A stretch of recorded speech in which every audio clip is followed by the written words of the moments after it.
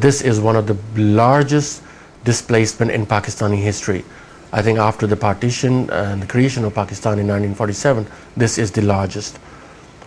We have a terrain that's very difficult. We have a terrain, an area where we need to intervene and provide humanitarian assistance, which is very dangerous.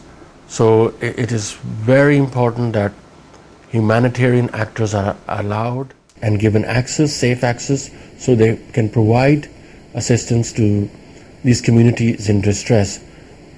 Church World Service has extensive experience in that region.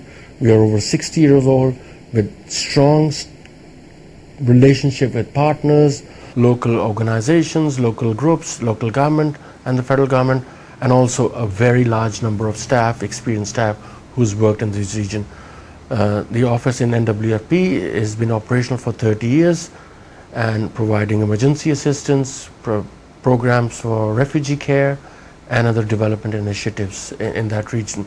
So we have the knowledge, the know-how and the capacity to respond to this very large and very complex disaster.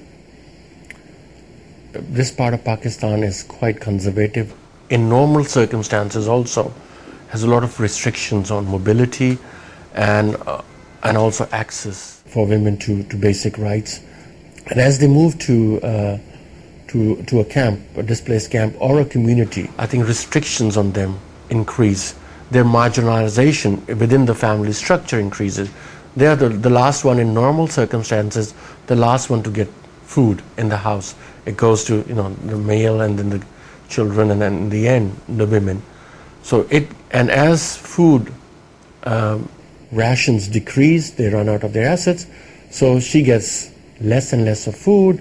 She has to go further to collect water or firewood, or if they have some kind of livestock with them, to that. So her protection issues are increased. The violence against women it goes up. So I think it becomes very, very difficult. CWS has warehouses where we pre-position relief materials. So immediately we moved from our Mansehra office, which is in the NWFP province, shelter kits and food kits. And within the first 36 hours, they were our teams, these materials, our partner staff were in the area, affected areas, both in Sawabi and Mardan, and they started distribution. In the initial phases, we are now hoping to provide close to 1,000 food packages and similar number of shelter kits to these people. We have been we've been providing healthcare to many areas in NWFP after the earthquake, and we've been doing similar programs with the Afghan refugees in that province.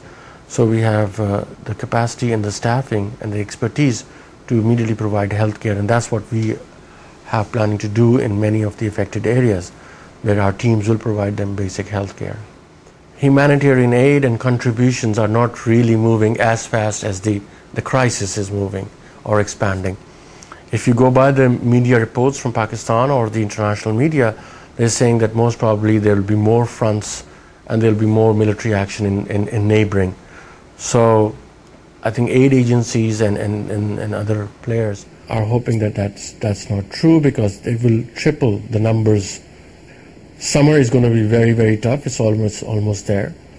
Water and sanitation situation, if not addressed, will be causing epidemics and a second wave of disasters and casualties. God forbid if this not only it expands in number, but in terms of months, then winter is very, very harsh, just like the summer in that region. So, and how do we gear up? How do we scale up? How do we make sure there are enough resources and support available for us to make sure that that we can provide the basic needs to these people?